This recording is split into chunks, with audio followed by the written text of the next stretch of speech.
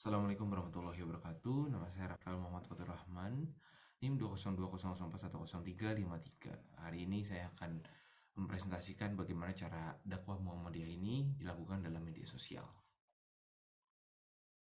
Langsung saja. Ya, dakwah itu adalah salah satu tugas terpenting dalam Islam. Nah, tanpa dakwah, generasi Islam itu tidak akan ada waktu berikutnya di mana akhir dari pekerjaan para nabi dan rasul sudah ditandai dengan kematiannya. Itu berarti misi berakhir di sini belum tentu. Nah, ternyata pekerjaan mulia yang harus kita lakukan lagi adalah dakwahi Islam, di mana masyarakat khususnya dai harus berperan aktif dalam menunaikan tugasnya, yaitu dakwah itu adalah mengajak kebaikan dan melarang kemungkaran. Nah, lalu dalam era digital yang semakin maju, media sosial itu telah menjadi platform yang kuat untuk menyampaikan pesan dan mempengaruhi opini publik. Nah, media sosial ini memungkinkan individu, organisasi, dan lembaga keagamaan untuk berinteraksi dengan audiens secara cepat dan mudah. Termasuk dalam rangka penyebaran dakwah ini dalam ajaran Islam. Salah satu gerakan dakwah Islam itu terkemuka di Indonesia, yaitu Muhammadiyah. Nah, juga memanfaatkan media sosial untuk memperkuat dan menyebarkan dakwahnya. Nah, dakwah Islamiyah. Nah, dakwah Islamiyah nih. Dakwah merupakan kewajiban yang harus dilaksanakan untuk mengeksekusi semua muslim. Nah, mengenai komitmen khutbah dapat didasarkan pada dalil-dalil berikut. Nah, pengembangan media sebagai alat dakwah. Allah Subhanahu wa taala berfirman, "Panggil manusia, lakukan jalan Tuhanmu dengan kebijaksanaan dan ajaran yang baik dan berdebatlah dengan baik, dan mereka Tuhanmu adalah orang yang paling tahu tentang siapa tersesat dan dialah yang lebih mengetahui orang-orang yang mendapat petunjuk." Nah, secara mendasar dakwah ini mengandung dua pengertian. Yang pertama, dakwah yang ditunjuk kepada seluruh umat manusia di dunia tanpa terkecuali. Yang kedua, dakwah yang ditunjuk khusus bagi umat Islam. Nah, namun pada hakikatnya dakwah merupakan segala usaha manusia yang dilakukan secara sadar dan terencana, baik dalam bentuk tulisan dan sebagainya, dalam rangka mengajak untuk beramar ma'ruf nahi mungkar. Nah, dengan tanpa adanya unsur paksaan. Nah, lalu media sosial. Nah, peran media sosial dalam dakwah Muhammadiyah ini sangat penting di era digital saat ini. Nah, media sosial itu menyediakan platform yang efektif bagi Muhammadiyah untuk menyebarkan pesan dakwah, mendidik masyarakat tentang ajaran Islam yang moderat, dan memperkuat identitas dan pengaruh organisasi di masyarakat. Nah, media sosial ini memungkinkan Muhammadiyah untuk menjangkau kerumunan atau masyarakat yang lebih luas. Nah, termasuk generasi muda yang aktif menggunakan platform tersebut. Nah, media sosial juga itu memungkinkan Muhammadiyah untuk berinteraksi langsung dengan para pengikut, seperti membuat seperti live seperti kajian gitu-gitu. Itu akan lebih mengikat orang-orang muda, anak-anak muda yang menggunakan media sosial gitu ya.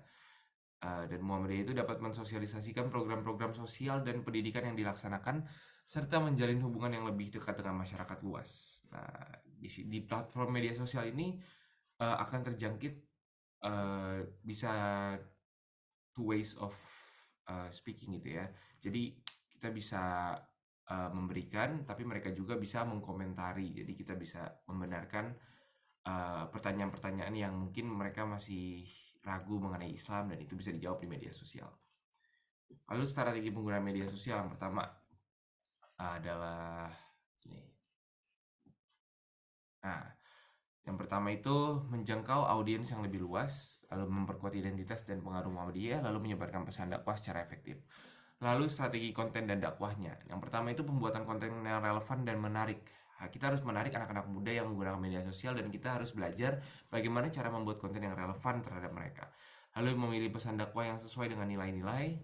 Lalu mengemas pesan dakwah dengan bahasa yang mudah dipahami dan menarik bagi audiens media sosial. Nah, bahasanya itu harus simple kalau anak-anak muda tuh. Lalu pilih platform media sosial yang sering digunakan oleh anak-anak muda sekarang. Nah, dengan cara yang pertama tuh mengidentifikasi platform media sosial udah jelas.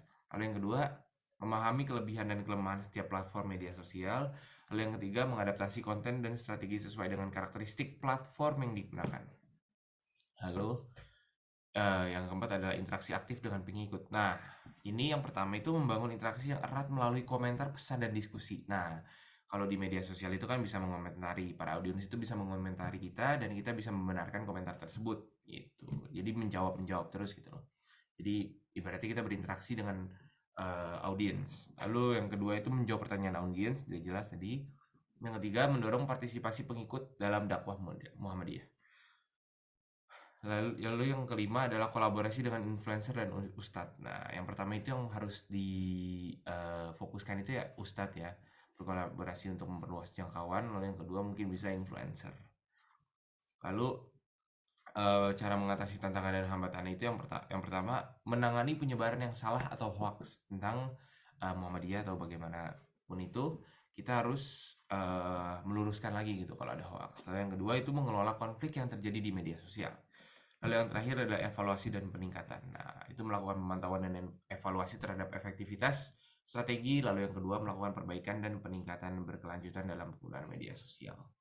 Nah, tantangan dalam hambatan penggunaan media sosial yang pertama itu adalah penyebaran informasi palsu. Udah jelas, itu akan banyak hoaxnya kalau di media sosial. Misalnya kita berdakwah mengenai Muhammadiyah segala macam tentang Islam, itu pasti akan ada netizen yang mengomentari dan membelokkan kebenaran tersebut gitu. Media sosial itu makanya itu memungkinkan informasi tersebar dengan cepat tanpa kontrol yang tepat. Nah, bisa dibilang gitu.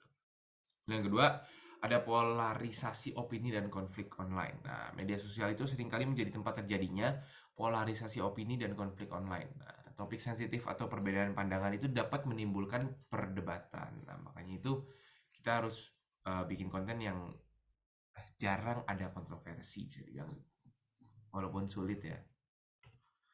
Lalu yang ketiga itu manajemen waktu dan efek jangka pendek. Nah, media sosial itu dapat menghabiskan banyak waktu dan energi pengguna dan menyebabkan konsekuensi jangka pendek seperti kecanduan, penurunan produktivitas, dan kurang interaksi sosial yang nyata. Nah, Muhammadiyah itu harus memberikan pemahaman kepada pengikut tentang penggunaan media sosial yang bijak. Nah, tuh. Dan seimbang serta memberikan tuntunan dan pesan yang mendorong penggunaan yang produktif.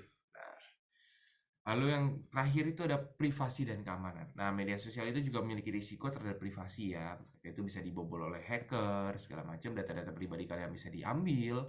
Nah, makanya itu Muhammadiyah harus memberikan wawasan dan nasihat praktis kepada pengikutnya, ataupun belum menjadi pengikut, baru mendengarkan dan mungkin masih menjadi audiens ya.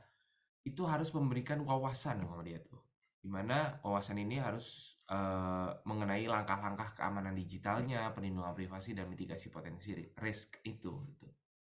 Jadi ibaratnya Muhammadiyah sembari dakwah juga harus memberitahu bahwa platform ini itu bagaimana cara penggunaan yang efektif dan tidak membahayakan kaum tersebut gitu.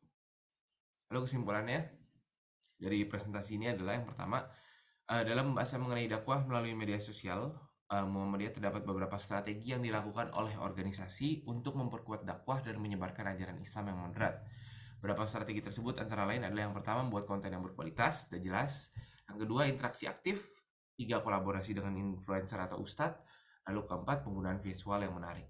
Nah, lalu media sosial itu memberikan manfaat besar bagi dakwah Muhammadiyah, tapi ingat itu bisa menimbulkan tantangan seperti penyebaran informasi palsu, informasi yang salah atau hoax bisa menyebar, lalu kurangnya kontrol dalam penggunaan media sosial tersebut, dan Muhammadiyah harus berupaya untuk meminimalisir penyebaran informasi palsu tersebut, dan hal ini bisa dilakukan dengan memberikan penjelasan yang relevan dan menyediakan konten yang akurat. Mungkin sekian dari saya. Mohon maaf bila ada kurang lebihnya mohon maaf. Wassalamualaikum warahmatullahi wabarakatuh.